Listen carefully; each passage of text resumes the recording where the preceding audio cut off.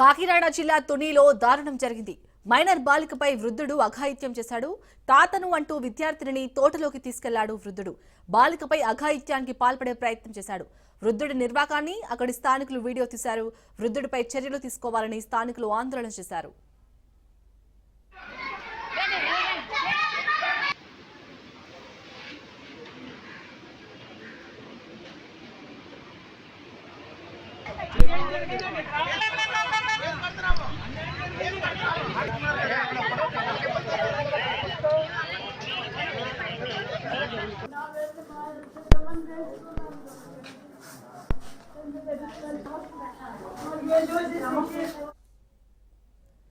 కాకినాడ జిల్లా తునిలో దారుణం జరిగింది.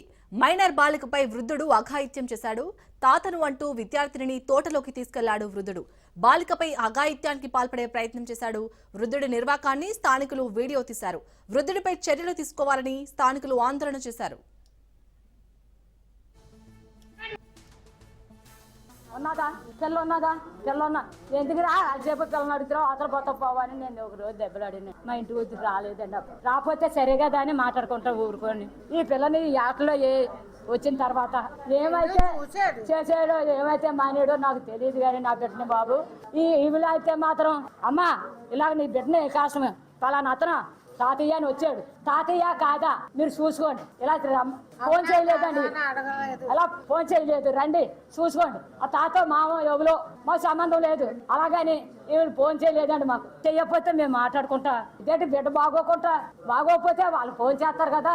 అలాంటిప్పుడు మేము వెళ్తేనే ఆపేసేవారు గేటు కాడ. అలాంటిప్పుడు పయ్యోడు వస్తే ఆపేది. అలాగని మాట్లాడుకుంటా ఊరుకున్నామని. ఊరుకున్న తర్వాత ఈ పిల్లని చేసేసిన తర్వాత ఇదిగోనండి బాబు ఇటులోకి వచ్చే చల్లలో అప్పుడు మేము చూసుకున్నాం బాబు. అంతవరకు మాకు తెలియదండి బాబు. లేదండి బాబు బాబు పరిసోడు అయితే ఉంటుంది బాబు. కాకినాడ జిల్లా తునిలో జరిగిన దారుణానికి సంబంధించి పూర్తి డీటెయిల్స్ మా ప్రతినిధి దత్తు అందిస్తారు. దత్తు,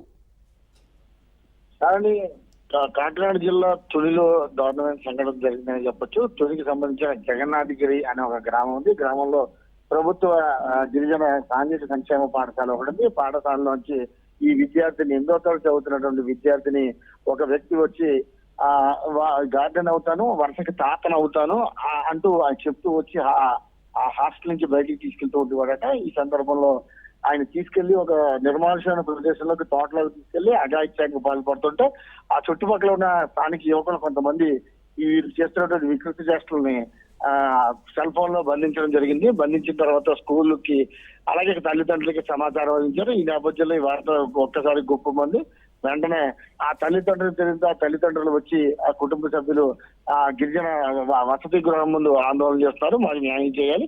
ఆ ఎవరో వచ్చి చెప్తే పంపించడం ఏంటంటూ వారు పెద్ద ఎత్తున ఆందోళన దిగారు. దీంట్లో ఇంకొక మరో ట్విస్ట్ కూడా ఉంది. ఎవరైతే ఈ అమ్మాయికి దగ్గర 12 నుంచి 13 సంవత్సరాలు ఉండొచ్చు. అలాగే తీసుకెళ్తున్న వ్యక్తి గార్డెన్ తాత అని చెప్తున్న వ్యక్తి ఎవరైతే ఉన్నారో అతనికి 56 సంవత్సరాల పైగా వ్యక్తి ఆయనకి వయసు ఉందని చెప్పి చెప్తారు. ఈ ఒక్కసారే కాదు వసతి గృహ సిబ్బంది చెప్తున్న విషయాలు చూస్తే చాలా షాక్ అనిపిస్తోంది. ఈ ఒక్కసారే కాదు ఇప్పటికే 4-5 సార్లు వచ్చి అతను ఈ యొక్క విద్యార్థిని తీసుకెళ్ళడం జరిగింది. అయితే తాత వయసు ఉన్న వ్యక్తి కావడం ఈ విద్యార్థి బాగోగులు చూసుకున్నాడు. అయితే కనీస అవసరాలు ఏమైనా ఉంటే కనుక వాటి తీర్చడానికి తీసుకెళ్లేడేమో అనే ఉద్దేశంతో తాము పంపించాము అని చెప్పి ఈ వసతి గృహ సిబ్బంది చెప్తారు. ఇందులో మరో కోణం కూడా ఉంది. ఎవరైతే తీసుకెళ్లి ఇస్తున్నాడో అతను తునిలోనే అధికార పార్టీకి సంబంధించిన కౌన్సిలర్ గా తెలుస్తోంది. ఇది కూడా మరొక కొత్త కోణంగా చెప్పుకోవచ్చు.